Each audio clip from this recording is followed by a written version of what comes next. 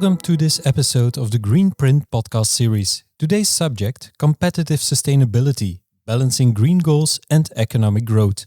Europe finds itself at a pivotal moment. The Ursula von der Leyen II Commission has been approved, the Draghi report has laid out bold recommendations, and yet we're grappling with economic slowdowns, industrial bankruptcies like Northvolt, and mounting regulatory complexities. We're joined by three guests who bring diverse perspectives to the table. Kurt Vandenberghe, Director-General of the European Commission's Directorate-General Climate Action, also known as DG Climate. Bart Steukers, CEO of Agoria, and Brecht Seifi, Lead Advisor, European Institutions and Global Sustainability Lead at SAS. Welcome Kurt, welcome Bart, welcome Brecht. Good morning. Good morning. Let's dive in. Kurt, Europe's economy is under considerable strain. Germany, near zero growth. Belgium, a stagnation. A slow recovery in France, in Italy. How do you see this economic backdrop affecting the green transition? Well, good morning. First of all, thank you for the invitation.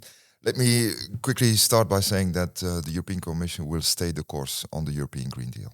We may paint it less in dark green and call it more clean than green. We will probably practice more and preach less, but we will stay the course because this is becoming existential for Europe. Not only for ecological reasons, it's existential for the world community that we tackle climate change. But for Europe, it's really an existential economic issue. There is a global race going on to net zero. We have seen reports, for example, from the World Economic Forum this week, saying that the green economy will triple from $5 trillion this year to more than $14 trillion by 2030. So if we do not continue and stay the course, we have a big transition risk. A transition risk for our companies, for our businesses, but also for the EU as an economy. Not to talk about the physical risk that is linked to increasing climate change. And we also have an existential issue from a security point of view, because we pay an exorbitantly high price for the import of fossil fuels. 400 billion euros a year for importing oil and gas. So we increasingly see the European Green Deal or the Clean Industrial Deal as a modernization agenda. It's really bringing an innovation and investment shock therapy, which is exactly what Europe needs to improve its productivity growth and in this way enhance its competitiveness. We don't do climate action for saving the planet. The planet couldn't care less about whether it's warming. We do this for sustaining our prosperity. And maybe you mentioned the bleak macroeconomic context. When you look with a cold mind or a cool mind to all the indicators, we are on track. We are decoupling systematically our emissions from economic growth. We do that at a moment when unemployment is historically low. Investment is tripling in the last 5 years. We now have 75% of our electricity in Europe that is clean, low carbon. We have a trade surplus that continues and is almost as big as 20 years ago, including in manufactured goods. But where it really hurts, and that's where we have a serious problem, is for our energy-intensive industries. These are really hurting, not because of climate change or climate action, I should say, but because of high energy prices and rampant global competition, which is fierce and sometimes unfair. So that is where we now need to act. We have everything in place for 2030 for achieving our goals. We do this mostly by putting a price on carbon and bringing in regulation where necessary. So what matters for us now is to implement what we have agreed, simplify where possible, not add rules, but implement. Secondly, develop in dialogue with the industry a clean industrial deal, which is basically an opportunity to have at European level for the first time an industrial policy or strategy. We need to mobilize massive investment. which is not a walk in the park, but we can do this. And we need to be much more active even than before internationally to make sure that there is a level playing field and that we get the rest of the world also on board for reducing emissions. Bart, I want to pick out two words. It's Kurt is mentioning innovation, modernization, and I feel from an industry perspective that there are some challenges laying ahead. Good morning also well from my side. I also picked up another word, existential. And if I remember well what Draghi said in his famous report, he talked about also competitiveness as an existential problem for industry in Europe. So while I'll agree on where we need to get to, I also plead for much more attention for the competitiveness for our industry.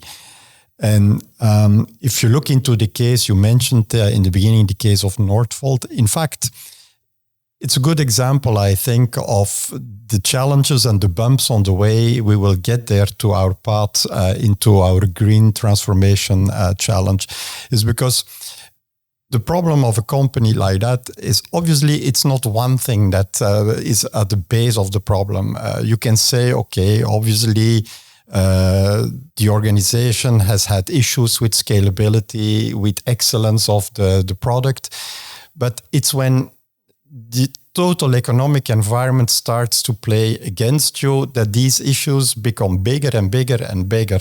And that's where I think we need to pay much more attention to is what are the basics to make sure that competitiveness in Europe for industry is guaranteed. And Kurt mentioned already one of the components.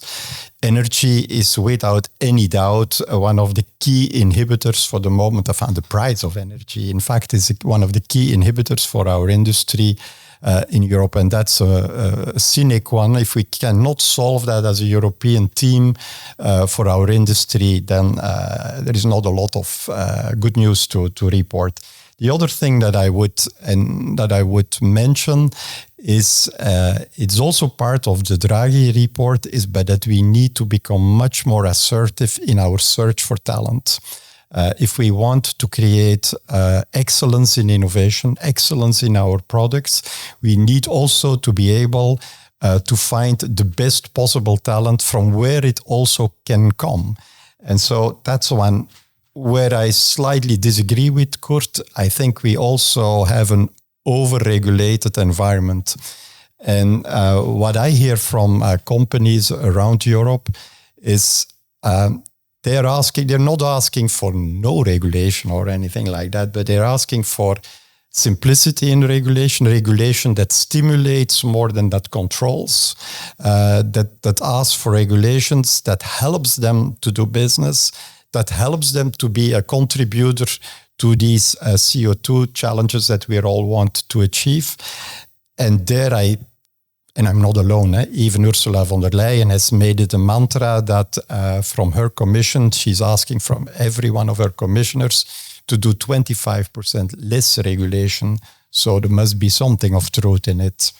Brecht, you have feet on ground within the companies, within multiple companies.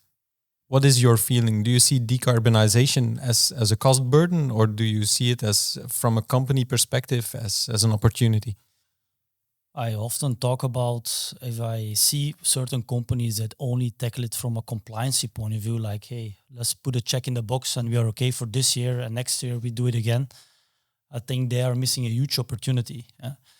Often I use the same slide. It is beyond compliance. How can you create a system within your company together with the CFO, together with the controllers, together with the CEO as such, to create a strategy that really deepens and adopts sustainability into your core systems. Often, if I have conversations with those companies, they say, hey, Brecht, currently, we want to become more sustainable, but not at all costs. And then, of course, if I have conversations with a CFO, for them, it's always like, okay, or we start looking at different dimensions in the company. Let's, for example, say supply chain. Scope 3 emissions. of my scope 3 emissions are the scope 1 emissions of another company. It's really a chain. They say we can use the carrot and say, for example, we jointly invest in a program that helps supply chain manufacturers, for example, in becoming less CO2 intensive. That is an option. Another thing could be, for example, that they say, hey, we give you more favorable conditions when we renegotiate terms and conditions from a contractual point of view. But there is also the stick where they can say, this is really your ticket to play. If you want to be our supplier, then you need to come up with certain KPIs from an ESG and from a sustainability point of view. I think that's really important from now on, that every company is really tackling this from this angle already. Also investments. We know that energy-intensive industries are facing huge investments. The question is, what is the business case? Is there a business case? Because there are multiple risks that are always popping up. You have the risks, the innovation risk. You have the redemption risk, which is always there. We have your installations. ArcelorMittal is a very good example. It's an installation which is probably not completely written off. It is doing its job, and how to cope with that risk. You have that innovation risk, like change, how to change the structure of your company. And then, of course, you have market risk. And I think that's a really important one, because is the consumer ready to pay a premium for this? Is the market ready for green steel, for green cement? Because this is, of course, more expensive than the traditional way of producing these products. Bart, the answer, is the market ready? The market could become readier if our politics are coherent, consistent as well. And too many times we're entering into a debate where we're mixing up all kinds of objectives together. I give an example out of the Belgian government in itself. We've been working together with the previous governments in climate neutrality of buildings, renovations.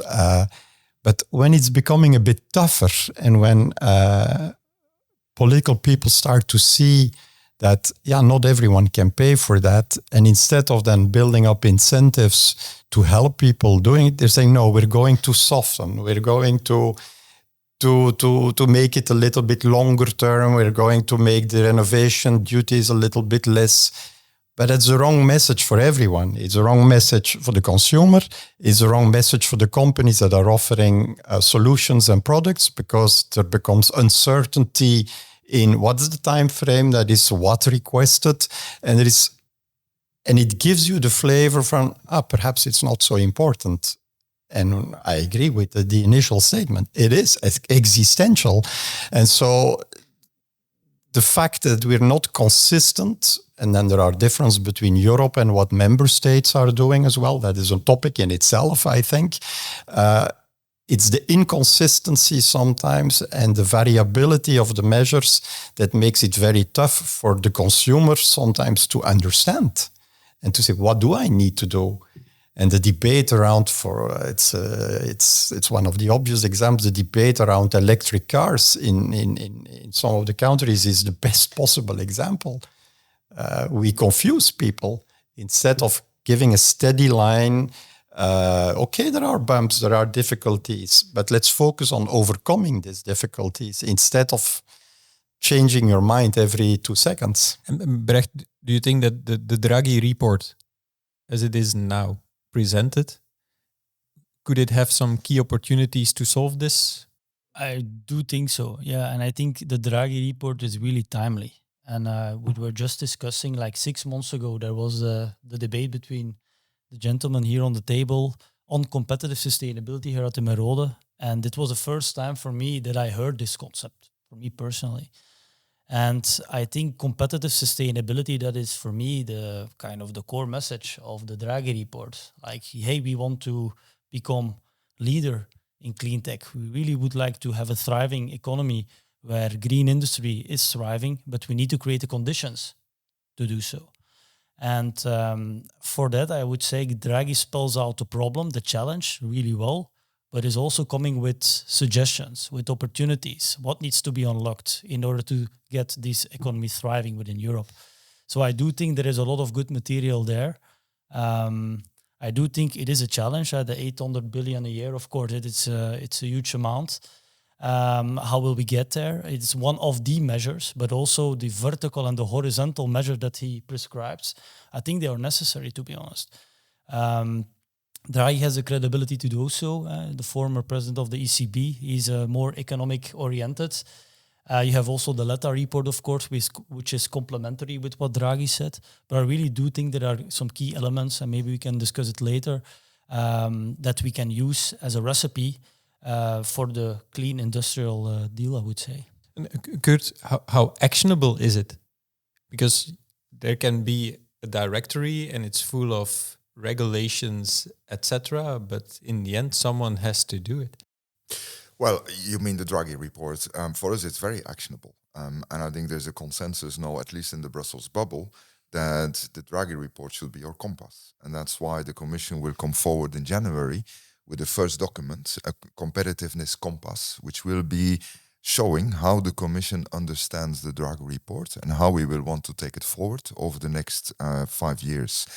I think Mr. Draghi is very, very right when he says in his report that decarbonization can be and must be a driver of competitiveness and economic growth. But he adds a very important condition. He says this will be the case if all policies are aligned to the same goal. And it's exactly picking up what Bart also said. We need to align policies much better. That is what we see as the task ahead of us. To give you 2 quick examples of where we are not aligning, and there are many. For example, we want to electrify as much as possible. It's a no-brainer that electrification, including of heavy industry, is the best thing to do. But it won't happen if the price of electricity remains higher than the price of gas. Luckily, I hear that the new government in formation in Belgium will want to do something about it. That's a good sign. Secondly, we put a price on carbon. We are making the rest of the world jealous with our ETS system. But it doesn't help if then we have hundreds of billions of euros in fossil fuel subsidies. That confuses the signal to the market. So I think where we really take Mr. Draghi's report to heart is in terms of the innovation and the investment shock therapy that we need. It's that shock therapy or it is slow deaths. Now, Mr. Draghi comes up with quite big figures about investment needs. What I can say from a decarbonization climate policy point of view, we need an additional investment of 2% of GDP per year. With that, we will achieve our decarbonization and competitiveness goals. That is a lot of money. But it's not something that is undoable because we have a lot of savings in the European Union. And we currently are at an investment rate of 22% of GDP. Exactly like the United States, 22%. The difference is, of course, that in the United States, investment is much more productive than it is in Europe, because here we are fragmented among 27. China has an investment rate of 40%, double that of Europe. We will not say that we need to double our investment rate. But if we add 2 or even 5%, as Mr. Draghi is saying, then we will do actually what we did in the 1970s. In the 1970s, we had investment rates of 25 to 27% of GDP. That is what we have ahead of us. We can do this if we are very cost efficient in how we do this. That means regulatory stability. And there I'm very glad to hear Bart say that we need to hold the line, direction, stability, not change the rules of the game every so often because someone is complaining about it. We need to find the right ways to de-risk private sector investment. That's going to be the big task for us in the clean industrial deal. We need to use the single market much more. That is an untapped potential.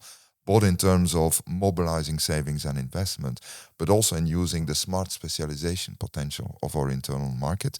We need to use all the technologies that are available. We cannot afford anymore to be dogmatic about certain technologies. And that's my last point, we need to help our industry move to what is probably the biggest opportunity for European industry and economy is the circular economy, where we move to a new model of production, not based on mass production of goods, but mass customization of goods and services, which will be a win for high-tech development, strategic autonomy of Europe, and building up the competitiveness of our industry in the future. And that's what we will do with industry for the next decade. Bart, how can companies unlock this level of investment? Yeah, I mean, I'm listening to Kurt, and we're in agreement on a lot of things, in fact. And we're always talking about that 800 billion that is in the Plan Draghi. I'm not so sure if the money is the biggest problem either, to be honest. Obviously, if you do not make your pie bigger and you do not create the right environment for companies to create that pie, it will not happen, obviously. But I'm not sure if what I personally see as the biggest problem, if I may, and I wanted to ask the question to Kurt as well, is you mentioned, Kurt, the single market. I believe, like you, the biggest opportunity sits here, in fact, in if we can make our internal market work properly and better than it even does today. There is a part of the solution already in that. But if you read Draghi, you read more Europe, more Europe. We are working in a world that has three blocks. A block around the United States, a block around China and the Asian countries, and a European block. So the obvious thing in that environment to say is, yeah, the better you can work as Team Europe, the better your result is. But you see all around you that the citizens in Europe, they're polarizing more and more. They're more and more on a member state by member state by member state. So instead of more Europe, I see less Europe. And I was just wondering, Kurt, how can we solve that problem? Because that personally, I think is a big difficulty if we want to really execute on things like the report of Draghi, because I agree, we don't need to invent new solutions. They're all written down in the report, basically. Well, if I may answer, Bart, I think Bart is right. We probably know pretty well, at least in the Brussels bubble, what needs to be done. We have had many dialogues with business, with industry, a whole series of clean transition dialogues earlier this year. We have a very good analysis. We have the compass of Mr. Draghi's report. So we pretty know well what needs to be done. What we don't know yet is how to help national politicians and leaders win elections when they take all the decisions that are necessary to implement this. Now, I am not pessimistic about this. I have seen from the first row in spring 2020, when we were faced with the pandemic, there was panic in the European Union among many member states. And in the deepest, darkest moment, the leaders got together and stepped over their shadow. And they really said, let's work together on a vaccine strategy. I cannot imagine what Europe would have been without that major decision. If some member states had access to vaccines and others not, that would have been really a big setback for the European cohesion. So we did it. The question now is, how hard, deep has the crisis to become before these decisions are taken? And that's the job we have ahead of us, together with business, together with all other stakeholders, to make sure that everyone understands that this is a critical moment for Europe, that we can overcome all this. There is nothing to be fatalistic about, but we need more Europe, which does not mean, let's be clear about this, that Brussels needs to decide everything. That is not the case at all. but it does mean that we really exploit the single market to the fullest. And there is something to be gained for everyone in that single market. Brecht, I want to pick out two things of what Kurt mentioned before. The first one is, and it's in your core business, technology as a driver. How do you see that evolving? The brains are, how I see it actually is that here in Europe, innovation is not a problem. We have many bright people, the amount of startups here in Europe are really high. The problem, I would say, the challenge that we face is scaling it up, the scale-ups. And that I would say, if we can create that environment so that the companies stay here in Europe, would like to expand. Because if we go back to the Northvolt case, they were a startup and a scale-up at the same time. And there, if we would like to create an environment where not only they have the possibility to come up with an innovative idea, something really relevant to boost the green transition, I think secondly, what is important is that we give an environment where they can scale and they can really do unit production, try to boost sales, because now we got an environment where there was a lot of venture capital in place, and that's fine because venture capital is always there to boost innovative ideas where there is a lot of growth potential. But with that idea, sometimes the unit economics, the production, the profitability in the short term is not always there. And I would say if we have a single market where we can create and generate a lot of capital from loans from banks, then this is more favorable for companies that can then focus more on the short term instead of promising a lot like, hey, we are ready for the future, the next 5-10 years, but what about the next 2 years? That's often a challenge. And I would say if we can create that environment where we can allocate funding, sometimes slow and patient capital is also really important. I think then we can create that environment where these highly risk and capital intensive, let's be honest, technologies can thrive. So I am a big believer that the situation is favorable in the sense that the people with the ideas are here. We have a lot of startups, but the scale-ups there we can really improve. And the Draghi reports, I think, is also addressing this specific fact. Yeah, if I may pick up, because Brecht is entirely right. What we have ahead of us is scale or fail. That's the European challenge now. But we should be also there confident because what we see is that the pipeline of startups and decarbonization projects, including in industry, is overflowing. 10 years ago, we had an incoming Commission President, Mr. Juncker, who said that the problem with Europe was lack of investment. He was right. He came with the Juncker Fund, which was putting on the table 300-400 billion euros for investment. But you know what? There were no projects. We had to find projects everywhere because nothing was ready.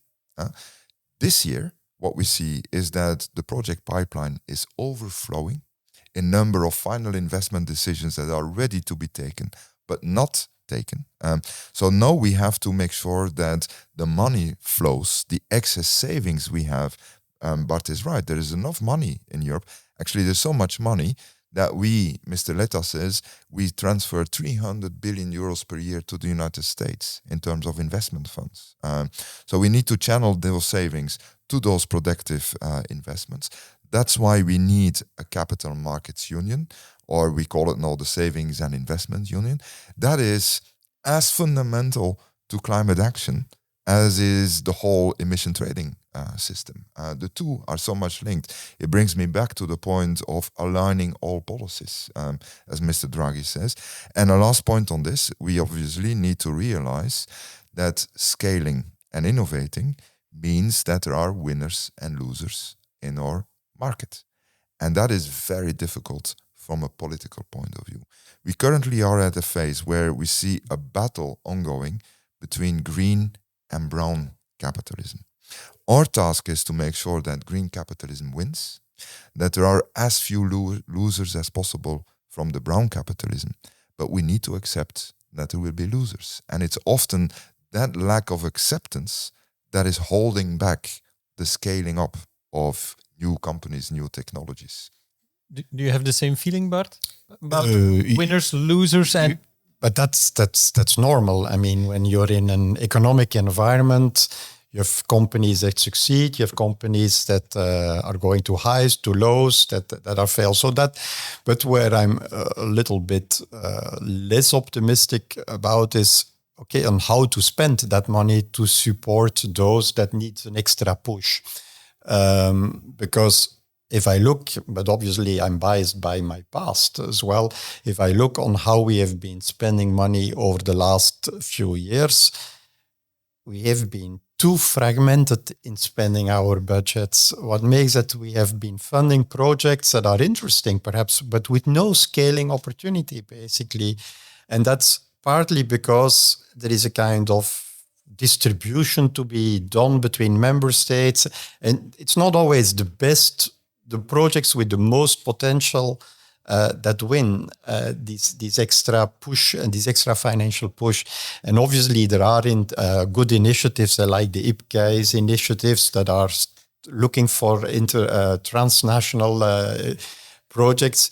But that is where I remain a little bit, if I see, for instance, people and companies as well, are a lot speaking about the famous Inflation Reduction Act in the United States. And then what we have been spending, it's not that Europe or the US have been spending so much different amounts of money.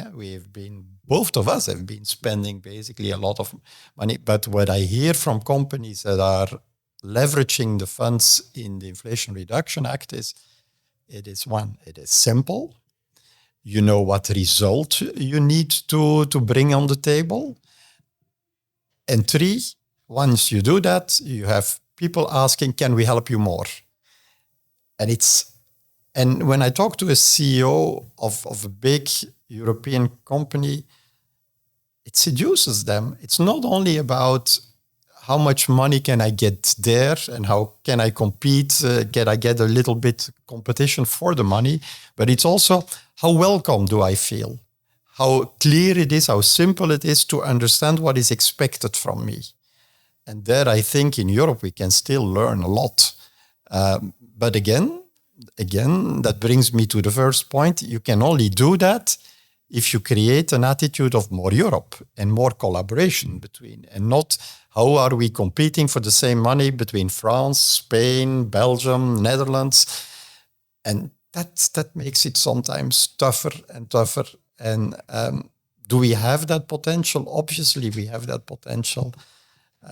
But over the last few months, I've heard a lot of industrial companies saying, now it needs to change because Europe, Belgium, Netherlands, whatever, we don't feel at home anymore.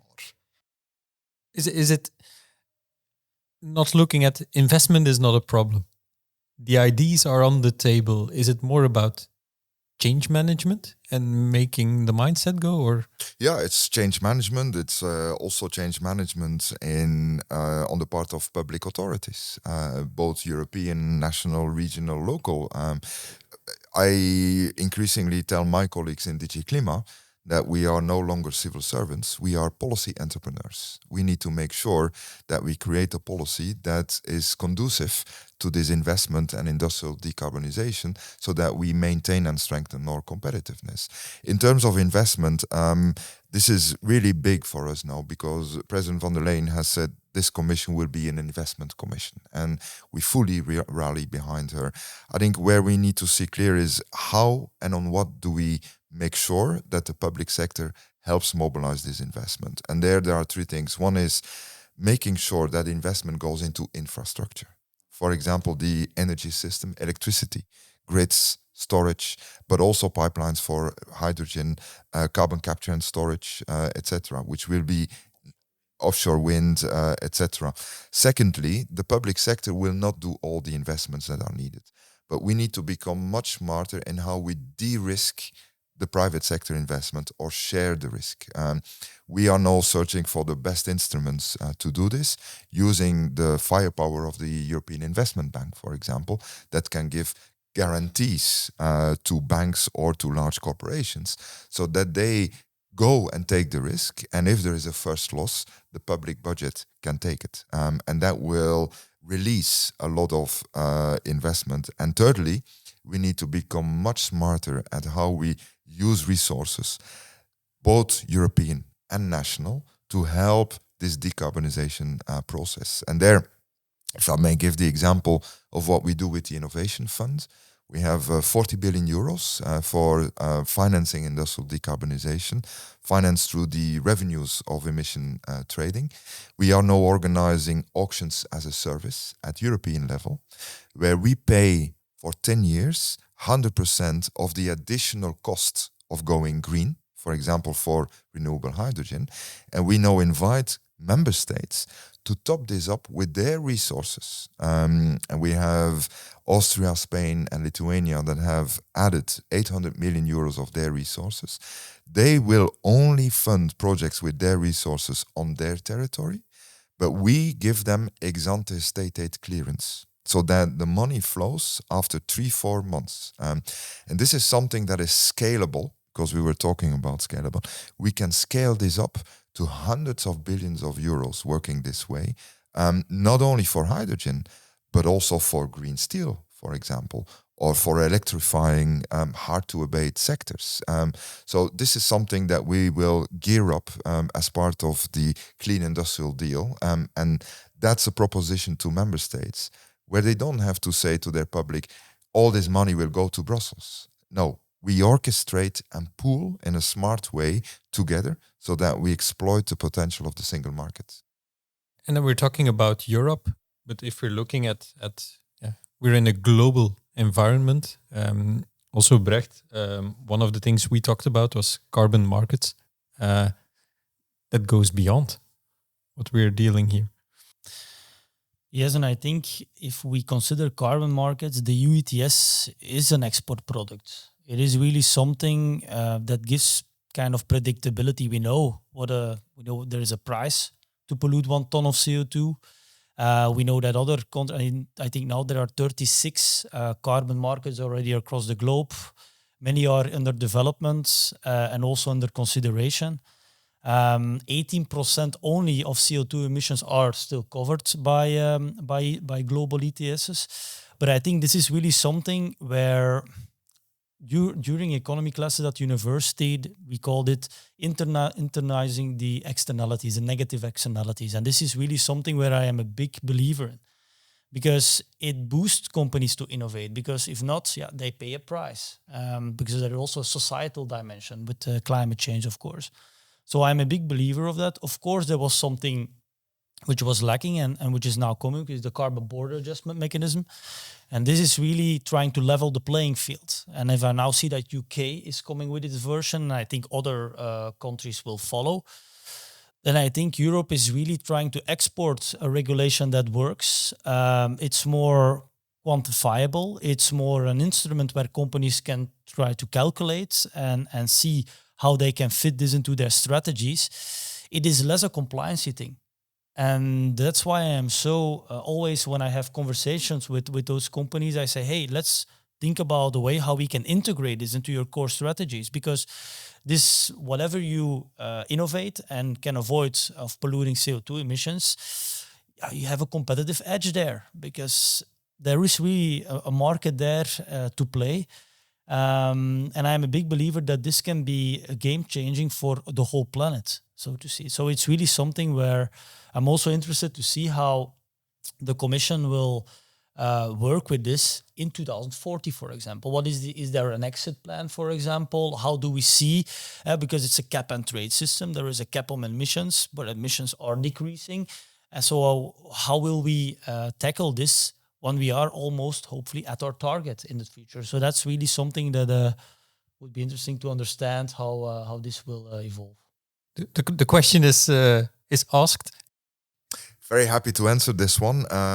May I just start by saying that yesterday, President Lula of Brazil signed into law a Brazilian emission trading system. This would have been unthinkable 5 years ago. And we see this happening across the globe now, especially with G20 partners. We have signed a new memorandum of understanding with China last June, because China has already an ETS. It's intensity-based, not with an absolute emission reduction. But they have told us that as soon as they peak, which will probably happen this year or next, they want to start reducing their emissions in absolute terms, and they want to use an ETS like Europe. And we will help them in doing this. They have also announced that they will bring steel, aluminium, and cement under their ETS system in 2026, exactly the year when our carbon border adjustment mechanism starts kicking in. And that is not a coincidence. The CBAM, as we call it with its acronym, has triggered enormous interest across the world in carbon pricing, to an extent that President van der Leyen has now created in DG Klima a task force for international carbon pricing and carbon markets diplomacy. And my colleagues are now going across the world, helping countries to understand the potential of such a market-based mechanism and how to do it exactly. There will not be one global carbon price. I don't believe in that. That's impossible. But there can be global carbon pricing, which is adapted to each economy-specific circumstances. So the ETS is the workhorse and the jewel of our climate policy and our decarbonization agenda. We need to prepare this for the future. Brecht, you're absolutely right. We have a framework now that is in place and that is fit for 2030. It is not fit for 2040.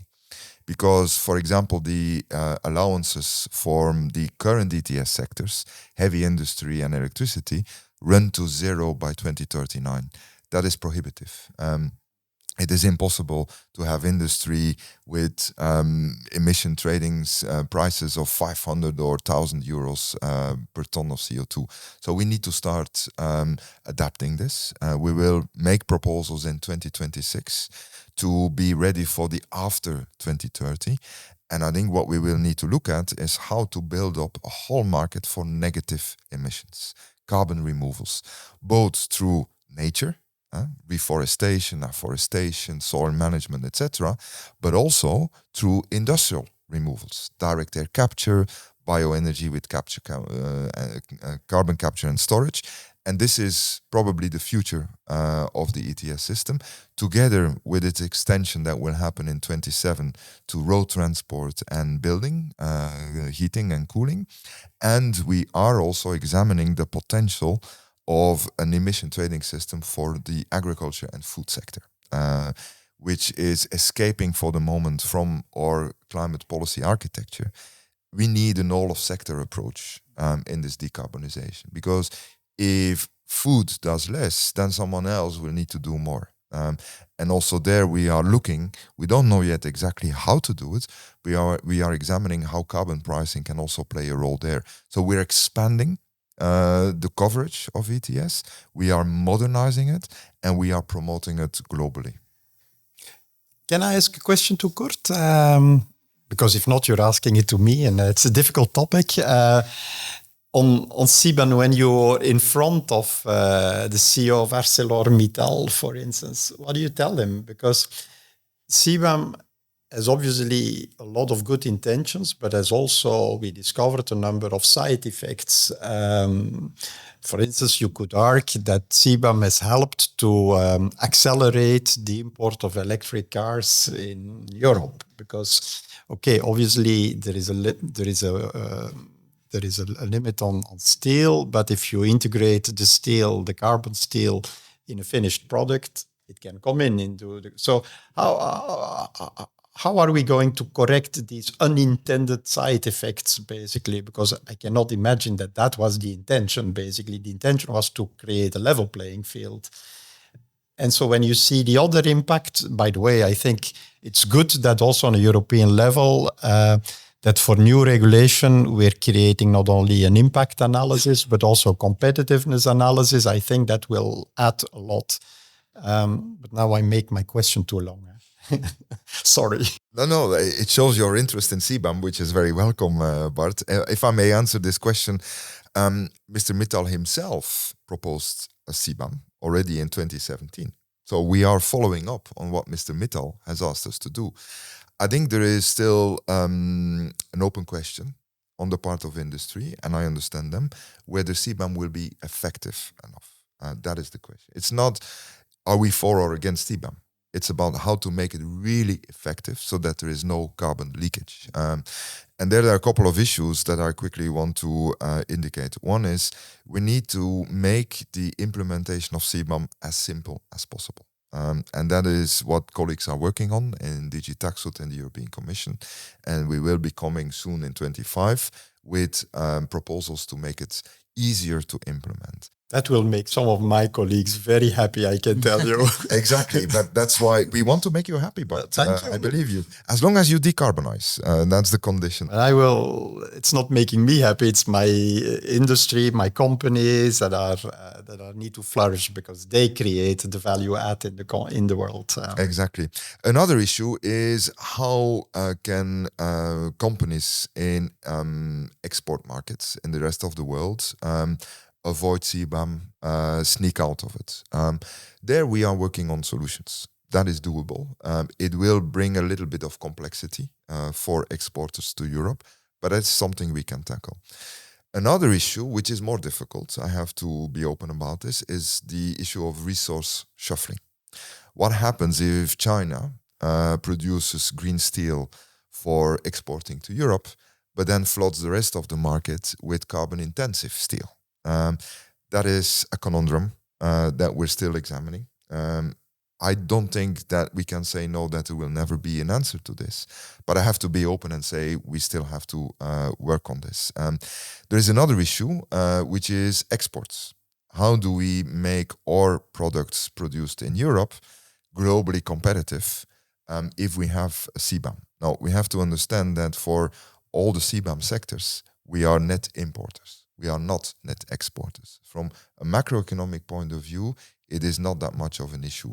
From a company or sector-specific point of view or product-specific, it can be an issue. So there we have committed to come at the latest in 27 with the report, evidence-based, on what the situation is and with possible measures to help this global competitiveness.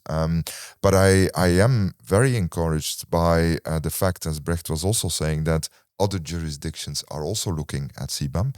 You mentioned the UK. Canada is working on one. Australia is working on this. And very interestingly, we are hearing from countries in Asia, for example, who are protesting heavily against CBAM in diplomatic terms, but ask us to make CBAM very effective because they say China will also have to introduce a CBAM. And if Europe can prove that it works and is effective, they have more chances that also the Chinese CBAM will be something that is fit for purpose. Some promising stories, Bart. Obviously, I'm used to be the optimistic person in the room, but Kurt is very voluntaristic in it, so I appreciate. But obviously, I'm facing also the questions that companies are asking every day around me, and I think there is part of the answer is in what Kurt is saying is we're taking the appropriate measures and we're taking the actions. The other part of the story is, but how do you make it being perceived by companies, by the public, by the member states? And there is, I think it's an underdeveloped item, storytelling around it. It's too easy. If I'm a problem child, I complain, I stand up, but you never hear the good stories underneath it. So, and I think to avoid that the Commission stays in what they call themselves an ivory tower, the storytelling needs to be better as well. And when someone with the expertise of Kurt is telling that is absolutely, to a certain degree, it's very convincing, it's very motivating, inspiring, but the message doesn't end up with the company, doesn't up with the citizen. They only hear the story about Nordvolt. Yeah, they hear the negative stories, they hear how difficult it is, and it is difficult because the statistics, if we like it or not, for the first time, I'm representing the technology industry in Belgium. So I'm since years representing the most growing industry, the industry that is offering solutions to all of these challenges, because we are presenting ourselves as the solution provider, the contributor to the solution. But I must admit, over the last number of quarters, I've been giving dark numbers. Companies are restructuring, companies are moving out. And so we need to make sure. And so that's why I will now give it an optimistic flavor. 2 years ago, I mean, we were all working on these climate targets and nobody was talking about industry. Now we're one step further. We're saying, okay, these targets cannot be achieved without companies joining us in this adventure and offering their solutions and helping them to be even faster on it. So that's good news. But now it needs to come into action, and it's urgent because obviously there have been external conditions around. I think about Ukraine and others that have made that challenge that we were all aligned behind have been disturbed by other crises underneath. And in the meantime, what do we do? And there I think the proof of the pudding comes in the eating now. And this is the moment of truth. I'm really convinced if this in this cycle, we have a new commission now. But also, to be honest, I'm also concerned when I hear people in the national governments saying, but that's an issue of Europe. No, it's not an issue of Europe. And I'm becoming even angry about that because that just will make it impossible if it's an issue of Europe. It's when you're all joining together in a consistent approach that you can make a result. And everyone has to contribute. The company has to contribute, the citizen has to contribute, the regional government, the federal government, the European governments. And then I'm happy to sit beside Kurt, who is speaking with optimism about getting it done. But it's and then Kurt, it's time to act. How can we make your message out in the field? Yeah, I think what Bart is saying is exactly right. Europe is not the Commission. We are all Europe. And we need to make this work together. I very much agree. Where I am also optimistic is that business is asking us to stay the course. It's no longer that we need to convince business, as Brecht is also experiencing, of the need for this decarbonization. But obviously, decarbonization and the whole innovation and investment that goes with it will lead to industrial transformation. We will not have the industry that we had 20 years ago. It's going to be a different industry. And that's where the technology providers and solutions will be so critically important. This is a high-tech agenda. This is not something about producing steel like 50 years ago. So that's why I don't like the term reindustrialization. It's really about industrial transformation. Business understands this very well, including ArcelorMittal. But they are faced with a situation where they know technologically how to do it. We are investing in green steel plants with our innovation fund in Sweden. The order books for this green steel that will be more expensive are already full because you have companies like BMW, IKEA willing to buy the more expensive green steel. But these are niche products. But it shows technologically we know how to do it. But the business case is not there for these businesses to invest in this decarbonization now in Europe. And that is where we need to provide an answer. Not an answer in deregulation, regulatory streamlining, absolutely. Reporting burden reduction, yes. But deregulation, no. What we need to say is, what are the drivers that these businesses need? And there, very briefly, I think they are about energy, access to clean, affordable energy, and the infrastructure around it. Secondly, creating demand lead markets for green products. That's what we're working on for the moment. Thirdly, access to finance and funding as we discussed before. Fourthly, access to materials in circular systems, where we can do a lot in Europe to facilitate this. Next is economic security. You will not invest in green products if there is a risk that your market will be undercut by cheap imports from elsewhere. So we need to look at this economic security, but also the trade potential. We will not be in a business of closing our markets because we are very dependent on trade. But we also cannot be naive as in the past. So we need a very sophisticated approach to how we deal with the rest of the world. And last point, and I was very happy when Bart mentioned this, is the skills dimension. We need so many skills, and we need much better cross-sectoral mobility and helping people to get reskilled, upskilled for the new industries, the transformed industries of the future. And that will be, I hope, because it's early days in the new commission, this is the proposition we are fighting for from DG Klima. We are the strongest advocates in the commission now for a true EU-level industrial strategy. I hope this will be reflected in the final proposition of the commission. Brecht, I want to ask you something. What we have seen the last 10 to 15 years is sort of digital transformation. It was the buzzword. I think Bart will recognize it as well. Are we today in the front of a sustainable transformation? That companies are already aware of the fact that we need to digitalize or we're dead, and I'm stating it very hard. Are we today at the front of something similar but on a sustainable level? I do think so. And there are good examples to be found. Heidelberg Cement, for example, with their latest investment in Norway, carbon capture storage facility. It's really a good example how subsidies are coming together and making a good business case. Because in the end, for me, I'm always look at it from an optimization point of view. You have all these different parameters, different carbon markets across the globe, different scope, different price. And me as a company, I need to find the best possible way forward.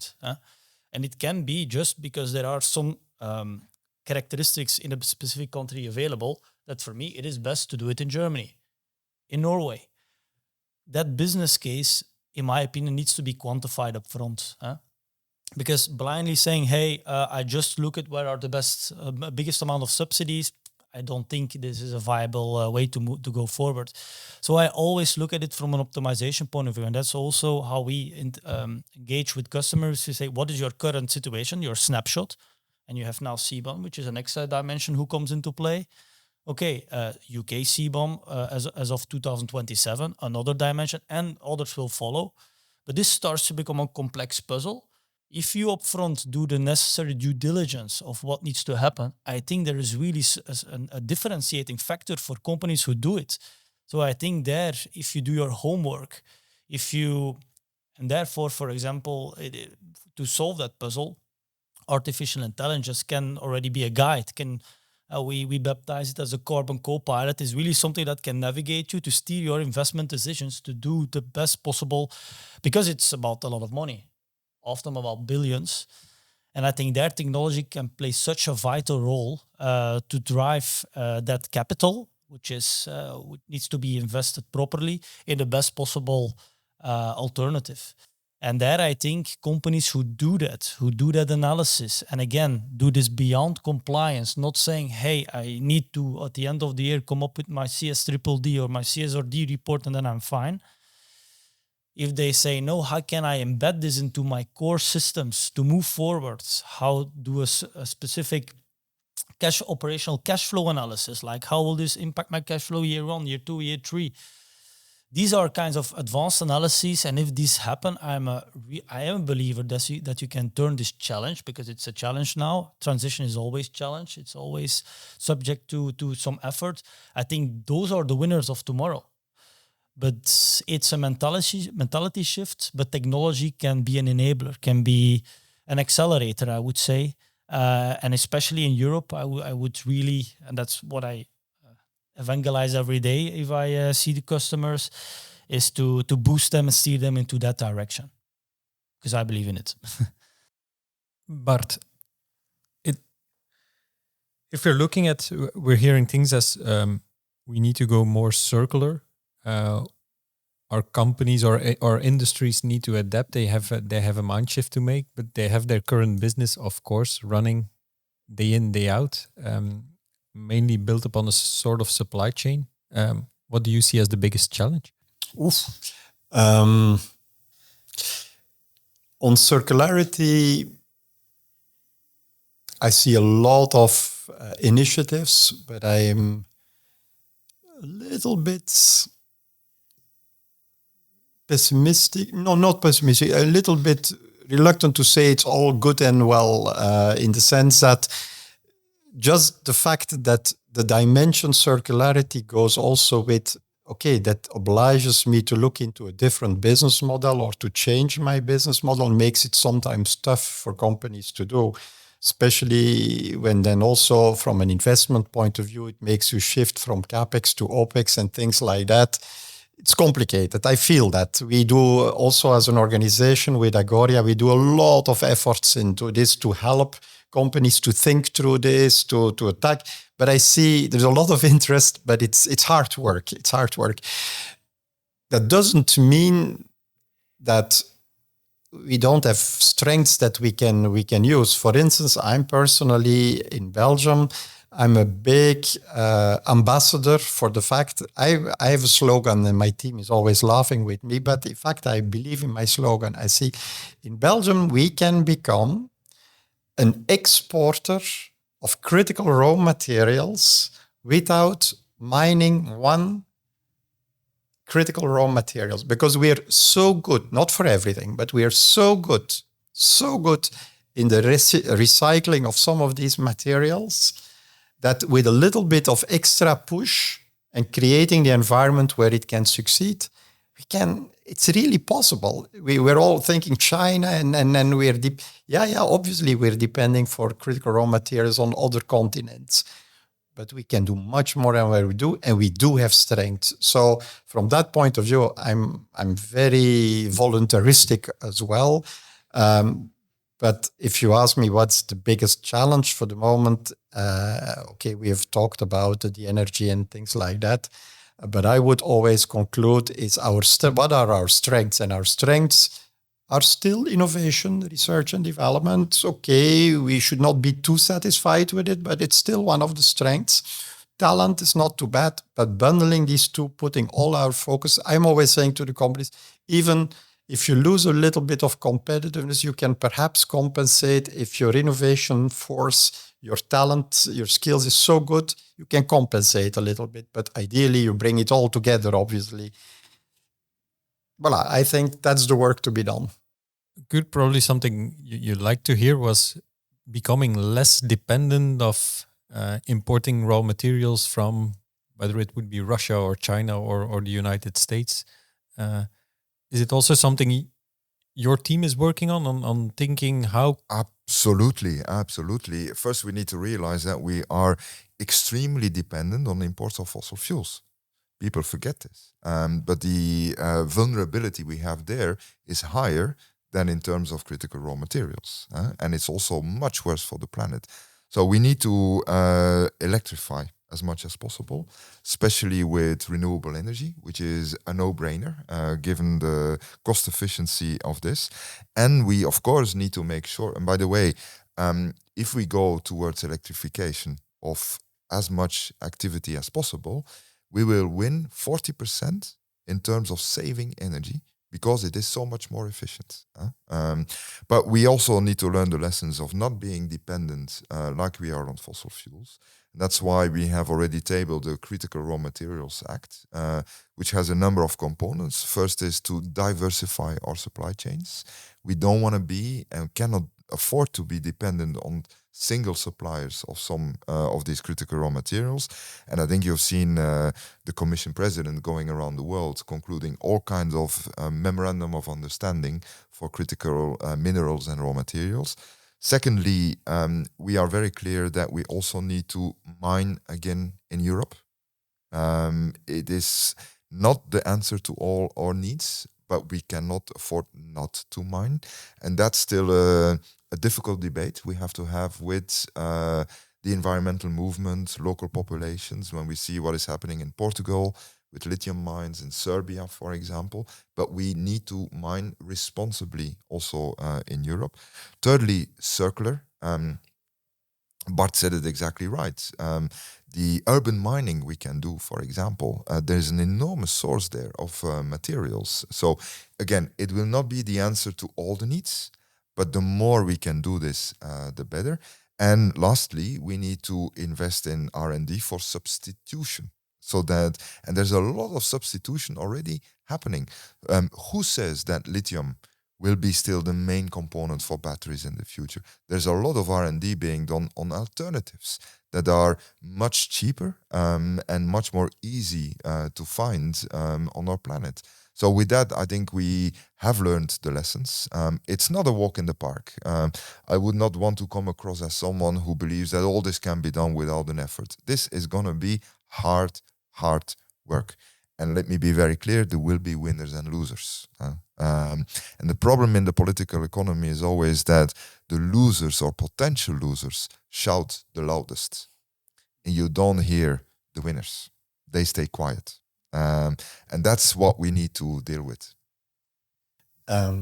Can I just, perhaps on circularity, I forgot perhaps one point, and you triggered it with me, Kurt.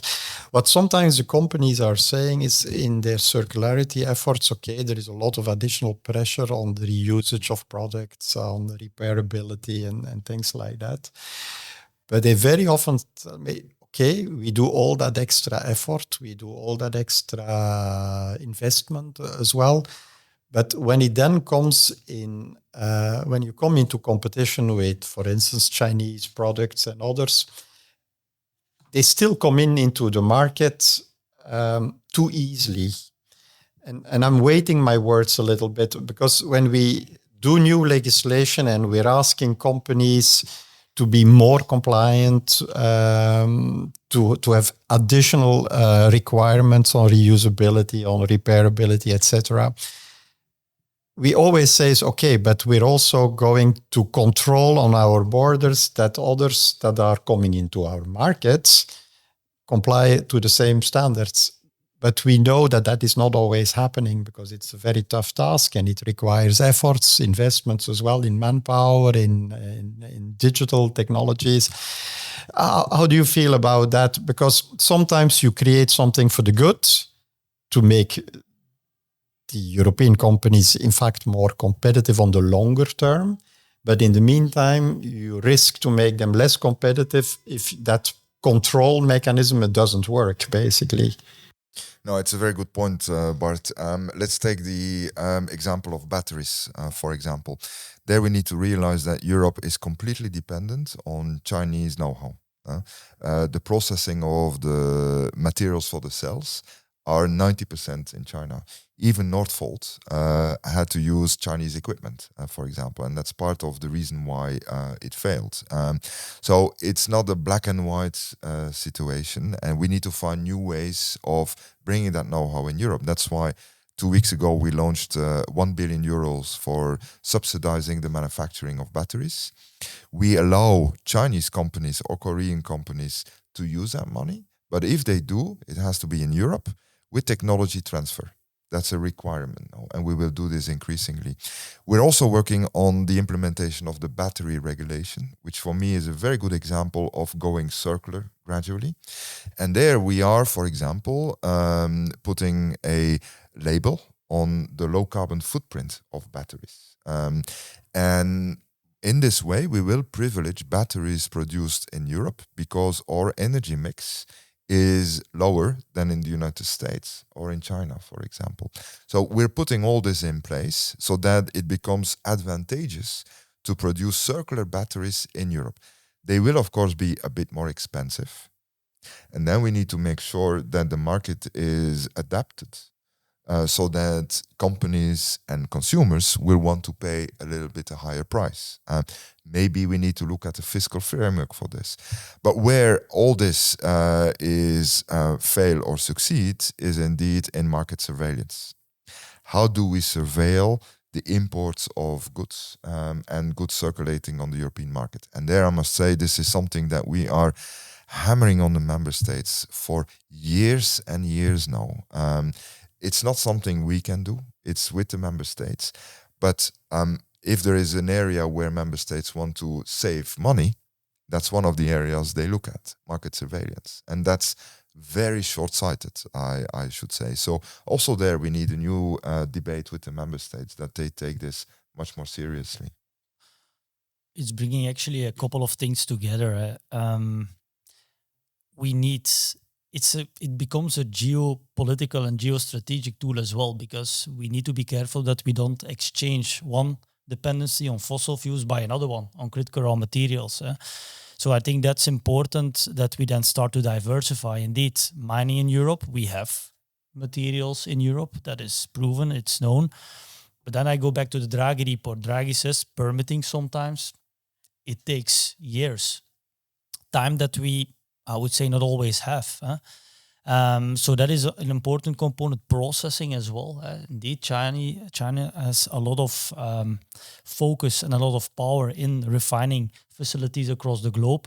Europe, what can Europe do to also start to, not only in Europe, but also in other countries, and Global Gateway is, I think, a very good example of how we would like to collaborate with other countries, because this is a global thing. And of course, being not too dependent upon one single supplier, because there are some materials where we have a big, more than 80% dependency. And that is, of course, a risk, because many of those components are in our EVs, are in the batteries, are in the conductors. So we need to see that we stay autonomous in that front. So I would say creating that environment where this can happen, where these permits are more easily granted, is not only a matter of our clean tech evolution, but also geostrategically very important. So that's something to take into account, I would say. But from an innovation point of view, indeed, looking lithium, for example, I think it's by 2040 times 9 the demand which is projected. Yeah, indeed, if innovation can prove that it is not only lithium that we need, but there is an alternative, these kind of things, we know that this is happening in Europe. Question is, of course, speed. How fast can we expose that? And I really hope that the Clean Industrial Act can come with some suggestions for the industry, because the industry wants to have that, as Bart was saying, that predictability, a clear framework for the next 5 to 10 years, so that they can stay, so that they have these conditions to thrive into Europe. Because in the end, I really do think that many of those companies who have that tradition of being really successful in Europe, that they would love to stay here. But of course, they need to make a profit, and that's normal. They are companies, private sector companies. So if we can, and therefore I think it's very important also what the Commission is now doing, they combine trade policy with industrial policy, with competition policy. Those three together, it's unseen that this is being regarded as one focus point for the Commission. And I'm really positive to see this evolution, and I really hope that the three together can create an environment that will bring prosperity in the next 10 to 15 years. Because indeed, as Bart is saying, it's a pivotal point where we are at now. So we rather go up or go down. And yeah. But Brecht, I have a personal question. Okay. Oui. As you're the global sustainability lead within SAS, so you are seeing, and I think everyone around the table feels it, you see the opportunities that are laying before us in terms of how companies will act in the near future. But is it easy to convince even your superiors and everyone within the company to go that direction and to support companies on a sustainability track? Or is it something that you struggled with also because of the fact that it's about change management within the company? Well, as being an analytics and AI company, for us, this is an optimization problem. So for us, it was kind of in our DNA to take this challenge forward and to see how can technology support companies in that trajectory. And of course, I think there are a lot of global system integrators that are also like the advisory companies that are guiding them like, hey, this is what you could do, but if you can do it in a data-driven way, this is what's our supply of critical material. This is the amount currently. This is what we would lack if we would take that investment. these kind of decisions, you cannot say out of thin air, this is what we need to do. So knowing out of the data what is happening and then steering it to a certain direction, but quantified, I think that is something that for us was a no-brainer. And the convincing part was not that hard because it's in the core of our DNA, I would say. But change management, I would say also in our company, it takes some time. But once that you showcase the upside potential, and that's for every company, I think it's easy to move the people into that certain direction. But there needs to be an upside potential that people can see, feel. And of course, the recent case in Valencia, in Spain, it's starting to become more and more and more tangible.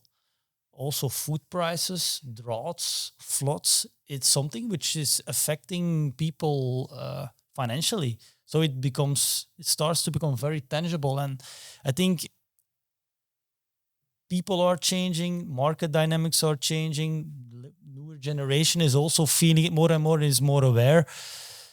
In the end, if the consumers are going into a certain direction, I know that this is a topic that will never go out of sight anymore. It is there to stay. And I'm happy to see that the Commission then really is already thinking more into the future, like this is what we need to do. But now it's up to changing the hearts and the minds of people. The hard-to-abate sectors, for example, it is change management. And if there is an opportunity there from a business point of view, I am sure that we can move it into the right direction. Kurt, if there's one key message about the Clean Industrial Act you want all listeners to take away, what would it be? Well, I would like to pick up on what Brecht said. Things will change unavoidably. The question we have ahead of us, both for the climate but also for industry, is whether we want to change by design or by disaster. And I think Akshay Ratti says it very well, the climate reporter of Bloomberg. He's saying that capitalism globally is turning green because those companies that look beyond earnings in the next quarter know that it is cheaper to save the planet than to destroy it if you want to make profit over long term. So for us, I think the Green Deal that we will now take forward in the van der Leyen II Commission is an opportunity for designing policies and an economic framework so that we modernize our economy, that we modernize our industry and make it fit for a future that will be warmer, more volatile, less secure, more globally competitive. And we will be working on a clean industrial deal that will give all the opportunities for an industrial transformation in Europe so that we keep, as Brecht was saying, our prosperity here in the future, but also working with the rest of the world so that there is prosperity for all within planetary boundaries. And that is what is the challenge, but also the opportunity for mankind on this planet. Bart, what's your call to action and for action for industries navigating this challenging economic and green transition? Keep being the contributor to the solution. So keep your, even if it's tough, keep your investments in solutions, in human capital, keep it as high as possible. And let's together work with all the stakeholders to also create the environment that you as a company can be successful in. Brecht, what advice do you have for companies aiming to balance sustainability with competitiveness as their plan for the future? First and foremost, I think it's important to say Europe always got stronger when there is kind of a big challenge ahead. So I think really that everybody is feeling this, industry, the Commission, the member state itself. So I really think that we are now at the tipping point, and I hope it will tip into the right direction, but I have confidence in it. But for the companies themselves, I really believe if they upfront make a very good business case, understand what is in front of them, and that's of course why a Clean Industrial Act can bring a lot of clarity. I really do believe is everything up front is quantified. They understand the pros, but sometimes the cons. There is always a balance of positive things and negative things. I really believe that we are on course to lead again in the clean tech market, and that is something where companies will be important to play a role. But the regulatory environment, of course, will be necessary to do that and to steer them into that direction. So I would say Clean Industrial Act, I think that's something where everybody is looking forward towards, companies, countries, citizens. And but I believe really in that this can be something positive for Europe and actually also for the world. And I want to thank you all for this very interesting discussion. Thank you. Thank you. Pleasure.